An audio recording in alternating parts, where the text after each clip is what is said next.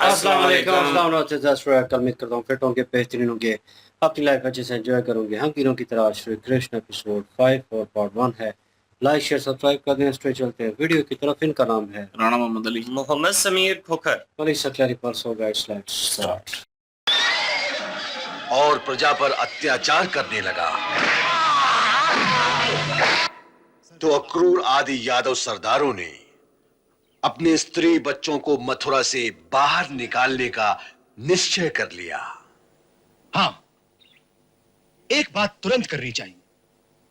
जितनी जल्दी हो सके स्त्री और बच्चों को नगर से बाहर अपने अपने प्रांतों में भेज दो, क्योंकि मगध के सैनिकों का कोई भरोसा नहीं। मैं और मित्रसेन आज ही कुमार वसुदेव की दूसरी पत्नी रोहिणी को रातों रात यहां से निकालकर गोकुल में नंद राय के पास छोड़ आएंगे। कब चलना होगा? आज रात। कैसे? उसकी योजना बन चुकी है। हम दासियों के रूप में यमुना घाट पर जल भरने जाएंगे।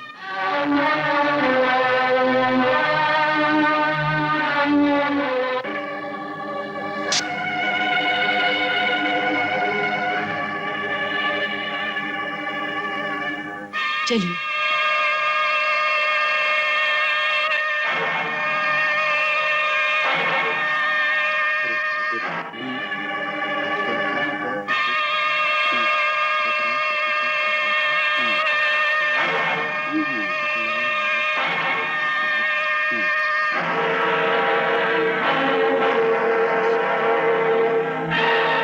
आगे जाके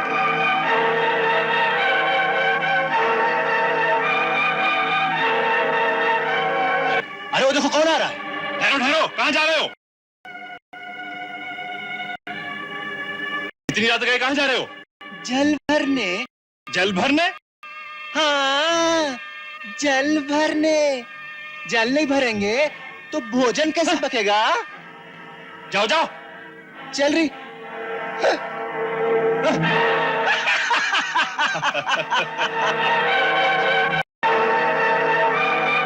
अरे भाई, वो तीनों औरतें कहां गई?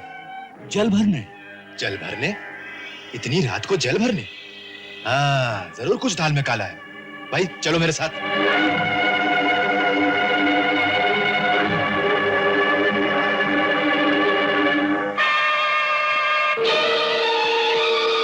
वहां जाके देखते।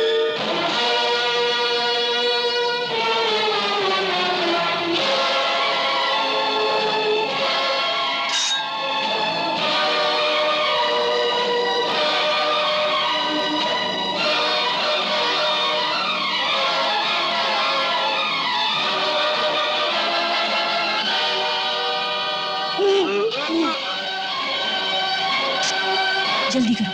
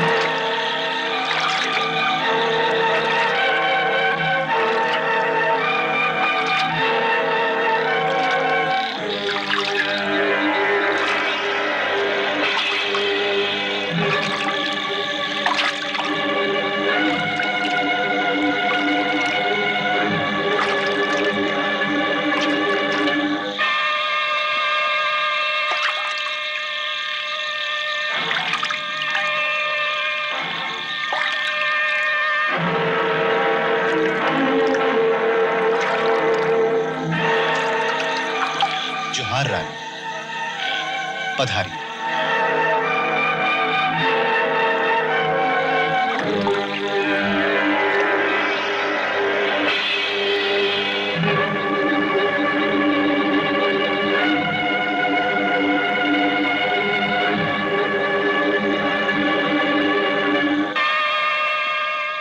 आप लोग नाव लेकर नदी में साथ साथ गोकुल तक आओ। चारों ओर नजर रखना, देखना कोई पीछा तो नहीं कर रहा। जी।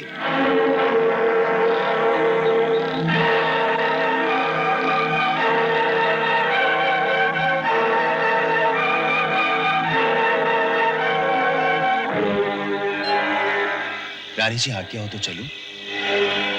चलिए।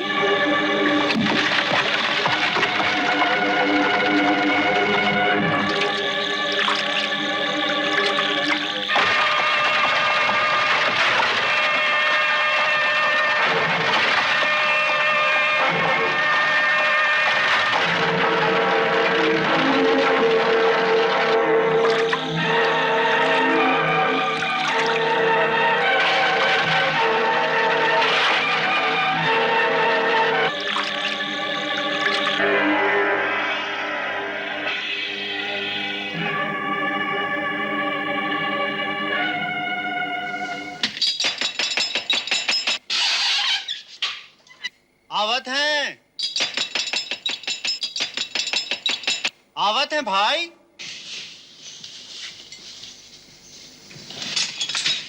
कौन? धीरे से बोलिए, मैं अक्रूर हूं। आप इस समय? क्या बात है? देवी रोहिणी हमारे साथ है, पहले उन्हें अंदर ले चले। दीदी आई हैं? कहाँ है? वो खड़ी है, आइए। पालागन भाभी।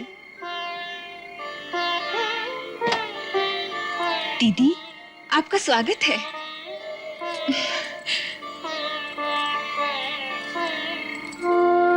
अंदर चलकर बात करेंगे। आइए। आइए, आइए ना दीदी। सुनो, तुम दोनों थोड़ी दूर तक छुपे छुपे जाकर देखो, किसी ने हम लोगों का पीछा तो नहीं किया? जी।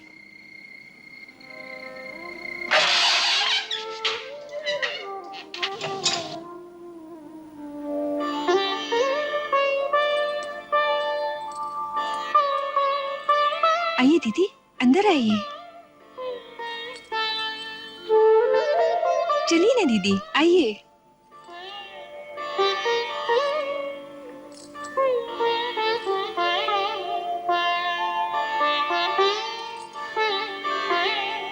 विराजिए ना दीदी, आइए।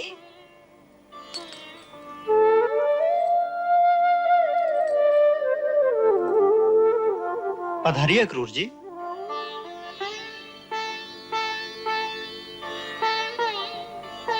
विराजिए। आप भी विराजिए।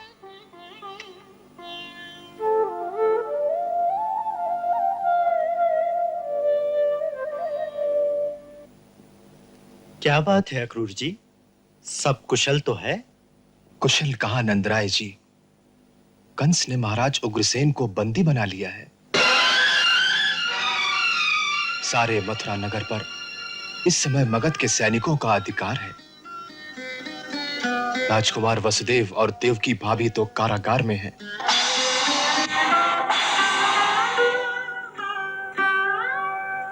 ऐसे वातावरण में इनका नगर में रहना उचित न जानकर इन्हें मैं सुरक्षा के लिए आपके पास ले आया हूं। बहुत अच्छा किया आपने। ये इनका ही तो घर है। आप यहाँ पूर्णतः सुरक्षित हैं भाभी, आप आश्वस्त हो जाएं।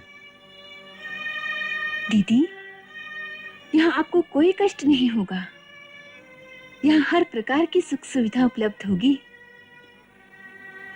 दीदी, आप रत्ती भर चिंता न करें। मैं तुम्हारे स्नेह को अच्छी तरह पहचानती हूँ यशोदा, इसकी मुझे कोई चिंता नहीं। केवल मन दुखी है। मैं आपकी भावना का सम्मान करता हूं भाभी, परंतु आपको यह नहीं भूलना चाहिए कि आप शूर वंश के राजकुल की बहू हैं और सारे राजकुल में इस समय केवल आप स्वतंत्र हैं जो आवश्यकता पड़ने पर सारे यदुवंशी सरदारों की शक्ति अपने झंडे तले एकत्रित कर सकती है। इस अवसर पर अपने निजी धर्म के स्थान पर आपको अपने राजनैतिक धर्म का पालन करना चाहिए। आपका स्वतंत्र और सुरक्षित रहना हम सबके लिए आवश्यक है भाभी। मुझे आपको यह सब बताने की आवश्यकता नहीं। आपके पिता तो स्वयं महान पुरवंश के राजा हैं। आप तो राजधर्म को जानती हैं कि संकट के समय राजकुल के प्रत्येक सदस्य को अपनी निजी भावना से ऊपर उठकर वही करना चाहिए जो राज्य के हित में हो और राजकुल का भविष्य सुरक्षित रह सके। यही राजधर्म है। हाँ भाभी, अक्रूर जी बिल्कुल ठीक कहते हैं। इस समय आपका केवल एक ही धर्म है, अपने आप की रक्षा करना। नंदराय जी, भाभी की सुरक्षा का भार इस समय आप पर है। यदि कंस को पता चल गया तो आप बिल्कुल निश्चिंत रहें अक्रूर जी। भाभी पर किसी भी प्रकार की विपत्ति आने से पहले गोकुल के सारे ग्वाले अपने प्राण न्यौछावर कर देंगे।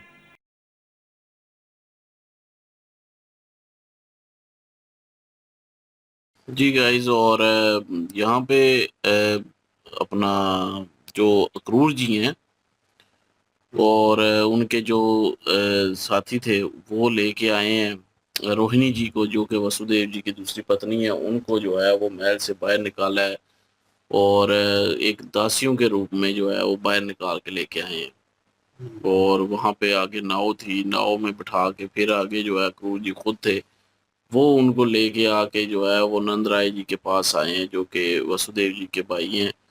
और भाई हैं या मेरे ख्याल में दोस्त हैं, भाई है मेरा ख्याल में नंदराय जी। हाँ। नहीं, दोस्त भी भाभी बोलते हैं ना। तो बहरहाल भाई हैं या कोई रिश्तेदार हैं या मतलब के दोस्त हैं। तो बहरहाल वो लेके आए हैं उनके पास, और यशोदा जी भी हैं वहाँ पे, नंदराय जी की जो पत्नी है, तो उनके पास लेके आए हैं। मेरे ख्याल में कृष्ण जी जो हैं वो जब पैदा होते हैं तो फिर इनके पास जो है वो लेके आते हैं कृष्ण जी को। नंदराय जी और यशोदा जी जो हैं उन्होंने ही इनको पाला है, कृष्ण जी को, तो इनके पास ही मेरे ख्याल में लेके आते हैं। यशोदा मैया से ही तो बोलते हैं। इसलिए जो है वो ये जो इनकी रोहिणी जी हैं, जो उनकी दूसरी पत्नी है, उनको भी जो है अक्रूर जी यहाँ पे लेके आए हैं बचाने के लिए, कि कल को जो है वो अगर कोई एक जो है वो उस वंश में जो है वो होना चाहिए जो कि लीड कर सके, जिसके झंडे तले जो है वो सारे जो है वो इकट्ठे हो सकें और जो यादव वंश है उनको इकट्ठा किया जा सके। और इसलिए जो है वो उनको लेके आए, सुरक्षा जो है वो दी है उनको, और एक सुरक्षित मकाम पे जो है वो स्थान पे जो है वो लेके आए हैं उनको। अभी जो है वो अपना उनको नहीं पता कि वहां से वो निकल चुके हैं। क्या नाम है उनका, कंस जो है, उसको जब उसको पता चलेगा जाहिर है वो पीछा तो करवाएगा। तो फिर वो तो देखेंगे आगे कि आगे जो है वो क्या क्या होता है। लेकिन अभी जो है वो सुरक्षा है उनको मिल चुकी है और सुरक्षित वो पहुंच चुकी हैं, और कैसे जो है वो लेके आए हैं ये सारा कुछ जो है वो दिखाया गया है। और अभी आगे देखते हैं जी कि क्या होता है। और बिल्कुल जी, यहाँ पे अक्रूर जी को हम अप्रिशिएट करते हैं। देखें कि अपनी जान जो है उन्होंने खतरे में डालकर वफादारी अपने कबीले के साथ की है, और जिस तरह से अपने कबीले के सरदारों को बचाने की आखिरी हद तक कोशिश अक्रूर जी की नजर आई है। यहाँ पर एक महारानी है, महारानी रोहिणी, वो अभी तक महफूज थी, और जब अक्रूर जी को ये समझ आया कि वो महफूज हैं और अभी तक जो है उनको बंदी नहीं बनाया गया, तो इससे पहले कि उनको बंदी बनाया जाए, इस मौके का फायदा उठाते हुए अक्रूर जी वहां से उनको निकाल कर लेकर आए हैं। यहाँ पे नंद महाराज जी के पास वो लेकर आए हैं, अब नंद महाराज जी के घर पे उनका बड़ा ही अच्छे किस्म का स्वागत जो है वो किया गया। उनका दुख, उनकी जो पीड़ा है उसको समझा जा सकता है।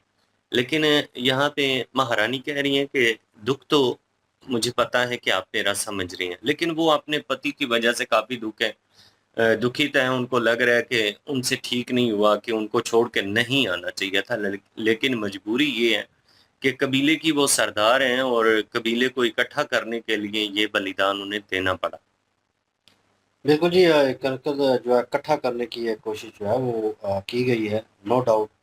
लेकिन ये है कि उनको एक सेफ साइड जो है उनके घर तक जो है वो पहुंचाया गया है, और वहाँ पे वो सेफ साइड है। और अगला प्लान जो है जो उन्होंने क्रिएट करना है वो यहाँ पे कर सकते हैं, क्योंकि वहाँ पे उनकी जान को खतरा था। और ऐसा कह लें कि 2 गार्ड जो हैं वो उनको बार-बार समझाने की कोशिश कर रहे थे कि यहाँ पे आपको खतरा है और यहाँ से आपको निकलना चाहिए अभी, और आपका सेव होना ज़रूरी है। अगला प्लान हम देखेंगे बाद में। फर्स्ट जो चीज़ है वो आपको सेव करना है। तो वो कह रही थी कि मतलब एक तो मैं उनसे दूर हूँ और अपने पति की बात कर रही थी, और जो है ऊपर से मैं यहाँ से भी चली जाऊँगी, तो जो मुझे सुकून है यहाँ पे कि कम से कम वो मेरे नज़दीक तो हैं, वो भी नहीं रहेगा। तो वो इस चीज़ को लेकर कर रही थी, लेकिन ज़्यादा कंसर्न हुआ इस चीज़ का कि खतरा बहुत ज़्यादा है और मेरा सेफ रहना ज़रूरी है। तो वो ट्रैवल करके जो है गोकुल जो है वो वहाँ पे आ गई हैं नाव के थ्रू। 2 गार्ड उनके साथ थे और उन्होंने एक अच्छी सेफ्टी जो है कह लें कि कवर अप जो है वो किया हर चीज़ से। तो सेना जो उनके पीछे थे, सेना के पीछे लगे थे, जिनको शक हो गया था, उनको भी साइड लाइन कर दिया। तो फाइनली उनको सेफ साइड जो है वहाँ पे पहुँचा दिया गया। कंस जो है अब उसको पता चलता है तो वो क्या प्लान इम्प्लीमेंट करता है या क्या आगे सिचुएशन होती है। नेक्स्ट पार्ट में चलते हैं। लाइक शेयर सब्सक्राइब कर दीजिएगा। इंशाल्लाह मिलते हैं नेक्स्ट वीडियो में। अपना ख्याल रखिएगा, दुआ में याद रखिएगा। तब तक के लिए अल्लाह हाफिज़, पीस।